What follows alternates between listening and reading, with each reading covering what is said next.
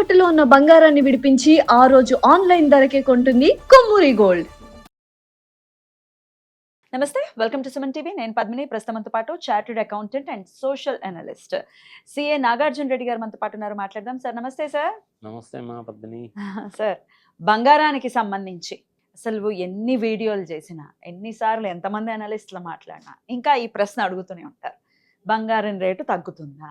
ఒక్కోసారి ఎప్పుడైనా అత్యుత్సాహంతో ఎవరైనా ₹1,00,000 వచ్చేస్తుంది, ఇంకా తగ్గిపోతుంది అని అంటే దానికి వేలల్లో వ్యూస్ వస్తూ ఉంటాయి.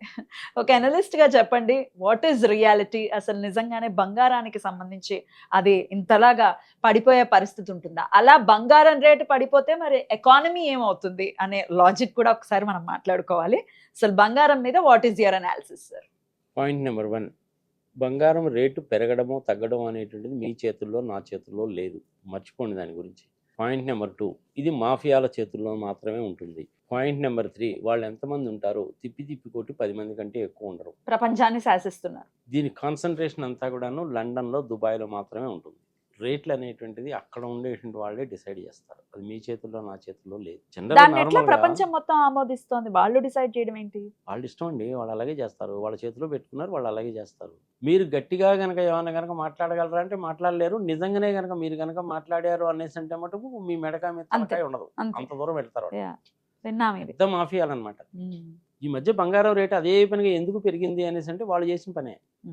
వార్ ఏమి ఇంపాక్ట్ చూపించట్లేదా? వారికి సంబంధించిన ఇంపాక్ట్ ఏం ఉండదమ్మా, ఏదో పనికి మన రీజన్స్ అని చెప్తుంటారు కదా. అసలు జరిగిన వ్యవహారం ఏంటంటే 2018వ సంవత్సరం నుంచి కొన్ని బ్యాంక్స్ వాళ్ళు, ఈ డ్రగ్ మాఫియాలు వీళ్ళందరూ కలిసి చేసేటువంటి పని. వీళ్ళు ఏం చేశారంటే 2018 నుంచి బంగారం కొంటా పోయారు.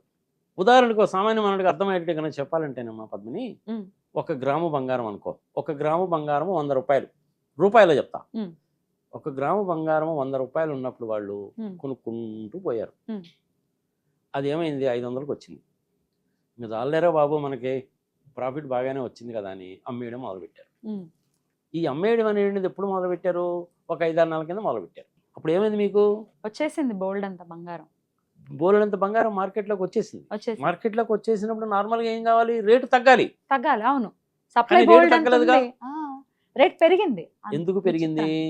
బంగారం అనేటువంటిది రోజుకు ఒక 100 టన్నులు ప్రపంచవ్యాప్తంగా తయారవుతుందా అంటే కాదు, అంత బంగారం లేదు. వీళ్ళు చేసినటువంటి మ్యానిపులేషనే. వాళ్ళకి రావాల్సిన లాభం వచ్చింది కాబట్టి అమ్ముకుంటా పోయారు. నార్మల్గా మార్కెట్లో బంగారం ఎక్కువైంది కాబట్టి రేటు తగ్గాలి, కానీ తగ్గకుండా కూడా వాళ్ళే చూశారు. అందుకని వాళ్ళ మాఫియాలు అంటారు. రెండు కూడాను వాళ్ళ చేతుల్లోనే ఉంటాయి. వాళ్ళతోటి మీకు నాకు ఎందుకమ్మా కంపారిజన్? నేను రోజు షాపింగ్కి వెళ్ళి బంగారం కొనుక్కుంటావా? అది పెరిగితే నీకెందుకు, పెరగకపోతే నీకెందుకు? ఏదో పెళ్లి పబ్బం వచ్చింది, ఒక ఆడపిల్ల పుట్టింది, గృహప్రవేశం ఏదైనా జరుగుతుంది, ఇంకేదైనా కార్యక్రమం ఏదైనా ఉంది, ఆడపిల్లకి పెళ్లి చేస్తున్నారు, ఏదో ఒక 100 గ్రాములు బంగారం పెడతామండి అన్నారు. 90 గ్రాములు మీ దగ్గర ఉంది, మిగిలిన 10 గ్రాములు కొనుక్కోండి, పెట్టుకోండి, ఇర్రెస్పెక్టివ్ ఆఫ్ ద రేట్. మీకేం సంబంధం? రోజు మీరు నేను బంగారం కొన్నావా? ఫర్ యువర్ ఇన్ఫర్మేషన్, నేను బంగారం కొని more than 2 years అవుతుంది. అవసరమైందమ్మా, నీకు నాకు అవసరమైంది, నీకేమైనా అవసరం ఉందేమో, నాకైతే లేదు, మేమైతే కొనుక్కోలేదు. ఇన్వెస్ట్ చేయాలనుకునే పాయింట్ చెప్పండి సార్. నేను ఇన్వెస్ట్ చేయాలనుకుంటున్నా 5 లక్షల బంగారం అనుకోండి, ఇప్పుడు అలాంటి పని చేయకండి, చేయొద్దాం, అస్సలు అవసరం లేదు. మరి బంగారం ఎప్పుడు తగ్గుతుంది చెప్పలేము, మళ్ళీ పెరుగుతుందా చెప్పలేము. ఎందుకు చెప్పలేరండి నాగార్జున రెడ్డి గారు? నేను అంత మేధావిని కాదు, నేను ఆ మాఫియా గ్రూప్ లో నేను మెంబర్ని అంతకంటే కాదు. అక్కడ లండన్ లో కూర్చొని ఈ రోజు 10 గ్రాముల బంగారం విలువ, 10 గ్రాముల బంగారం విలువ ఈ రోజు 1,55,000 నిర్ణయిస్తాడు. అంతే, అయిపోయింది, ఫిక్స్. వాడు ఎట్లా నిర్ణయిస్తాడు? వాడికి ఆ రోజు పొద్దున లేచి అలా అనిపించింది అన్నాడు, అంతే. అందుకని వాడిని మాఫియాలు అంటారు. అలా కాకుండా వాడు ఆ రోజు పొద్దున్నే లేచి అబ్బా వచ్చినంత వరకు లాభం చాలే, తగ్గించు, ఇవాళ 10 గ్రాములు 1,30,000 అన్నాడు అనుకో, 1,30,000 అవుద్ది. అది నీ చేతిలో నా చేతిలో ఉండదు. మోడీ గారు లేకపోతే ట్రంప్ గారు చెప్తే ఎనరో. సో ఇన్సైన్ సార్ అసలు. ఇది దానికి సంబంధించిన అసలు వ్యవహారము. అప్పు చేసి బంగారము కొనకండి, పెరిగినా తగ్గినా మీకు సంబంధం లేదు. ఇదంతా కూడాను కొంతమంది చేతుల్లోనే ఉంది. వాళ్ళు పెద్ద మాఫియాలు, ఆ మాఫియాల చేతుల్లో మీరు పడకండి. అప్పు చేసి బంగారం కొనడం అనేటువంటిది అసలు చేయకండి. మీ దగ్గరున్న బంగారాన్ని అత్యవసర పరిస్థితుల్లో ఉపయోగించుకోండి, దాని వాల్యూ కట్టుకోండి, అబ్బా ఇంత ఉంది అని చెప్పి అనుకోండి. కానీ ఎప్పుడు ఉపయోగించుకోవాలి మీరు దాన్ని? ఒక ఇల్లు కట్టుకోవడానికో, ఒక పెళ్లి చేయడానికో, అట్లాంటి వాటికి మాత్రమే ఉపయోగించకండి. మీ పిల్లల్ని ఎక్కడన్నా అమెరికానో లేకపోతే కెనడానో చదువు కోసం పంపించాలి. బంగారాన్ని అమ్మకండి, బంగారాన్ని తాకట్టు పెట్టండి. ఆర్బీఐ వాళ్ళ కొత్త గైడ్ లైన్స్ వచ్చినాయి, 85% ఇస్తున్నారు కదా.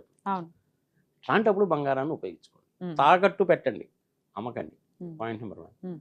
గవర్నమెంట్ ఆఫ్ ఇండియా వాళ్ళు కూడాను మనకు డాలర్లు తగ్గితే డాలర్లు లేవు అంటే 15 రోజులకు మించి మన దగ్గర డాలర్లు లేవమ్మా, ఆయిల్ కానీ ఇంకోటి కానీ కొనుక్కోవడానికి. అలాంటి పరిస్థితుల్లో మనము 300 టన్నుల బంగారం బ్యాంకులో తాకట్టు పెట్టి డబ్బులు తెచ్చుకున్నాం. పివి నరసింహారావు గారు వచ్చిన తర్వాత తీసుకొచ్చినటువంటి గ్లోబలైజేషన్ ప్రాసెస్లో, సరళీకృత విధానాల్లో మనకు బాగా ఫారిన్ కరెన్సీ వచ్చేసింది. ఉమ్, ఈరోజు మనకి ఇండియాలో ఫారిన్ కరెన్సీ అంటే $700 బిలియన్ ఫారిన్ కరెన్సీ ఉంది. ఫారిన్ కరెన్సీ అంటే అందులో డాలర్స్ ఉంటాయి, పౌండ్స్ ఉంటాయి, యూరోస్ ఉంటాయి, బాండ్స్ ఉంటాయి, అమెరికన్ ట్రెజరీ వాళ్ళ బాండ్స్ ఉంటాయి, బంగారం ఉంటుంది, వజ్రాలు కూడా ఉంటాయి అందులో. ఓకే. ఇవన్నీ వాటిని కలిపి utilize ఫారిన్ రిజర్వ్స్ చేస్తాం. అంటారు. ఓకే.